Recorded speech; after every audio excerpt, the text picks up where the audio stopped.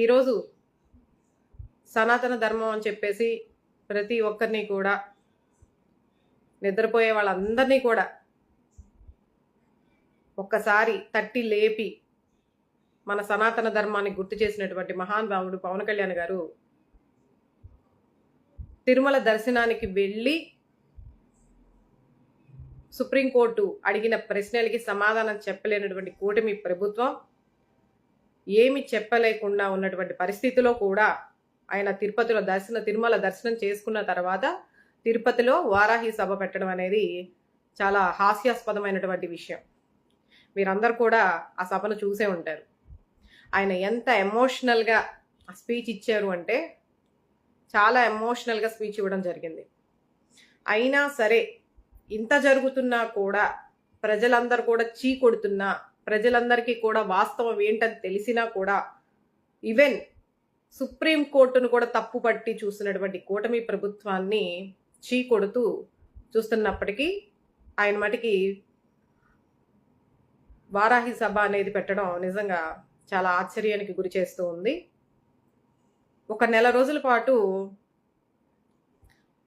ఎవరు కూడా అక్కడ తిరుపతిలో యాక్ట్ మనకి 31 యాక్ట్ అని చెప్పేసి పెట్టడం జరిగింది కదా, మరి అది మన డిప్యూటీ సీఎం గారికి వర్తించదా అనేసి మనందరం కూడా ఒకసారి గమనించాలి.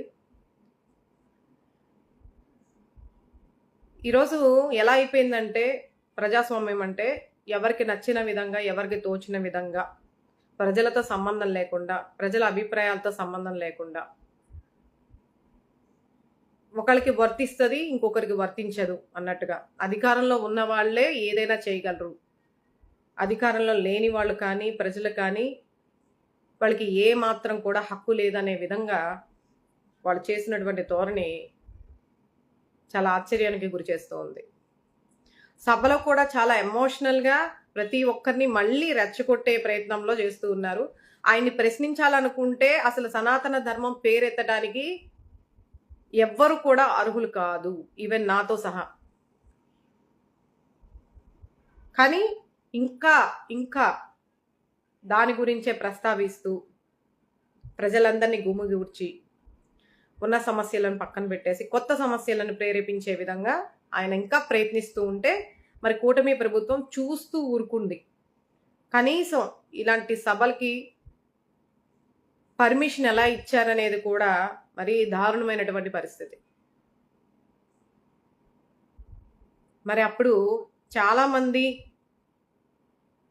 జగన్ గారు ఇంకా తిరుమలకి వెళతారు అని తెలిసినప్పుడు అందరినీ గుమిగూర్చి ఎక్కడున్న వాళ్ళందరినీ, పండితుల్ని, ధర్మకర్తల్ని, ప్రతి ఒక్కరిని కూడా, స్వామీజీల్ని ఇతర రాష్ట్రాల నుంచి తెప్పించి ఏదో సృష్టించాలని ఏదో ప్లాన్ చేసుకున్నారు కదా కూటమి ప్రభుత్వం అంతా కలిసి. మరి ఈరోజు సుప్రీంకోర్టు ఇచ్చిన తీర్పుకి వాళ్ళందరూ ఏమైపోయారు? వాళ్ళందరూ ఎక్కడికి వెళ్ళిపోయారు? ఇప్పుడు కదా మీరు పెట్టవలసింది. కనీసం ఒక్కళ్ళు కూడా ఇప్పుడు వచ్చి ఎందుకు మాట్లాడట్లేదు?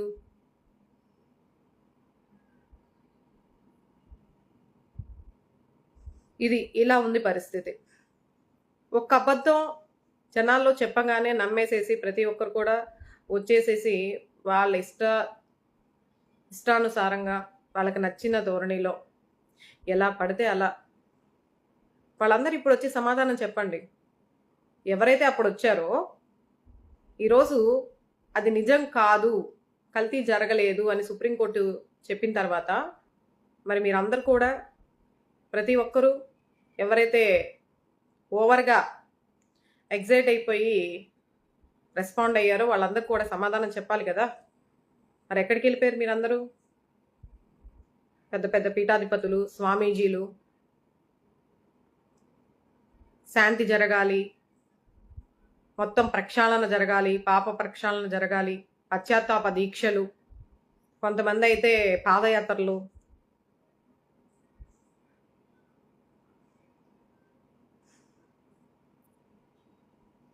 అవకాశవాదులు, అవకాశం దొరికితే చాలు ప్రతి దాన్ని కూడా వాళ్ళకి కన్వీనియంట్గా చూసుకునేటటువంటి పరిస్థితులు ఈరోజు చాలా ఎక్కువగా కనిపిస్తూ ఉన్నాయి.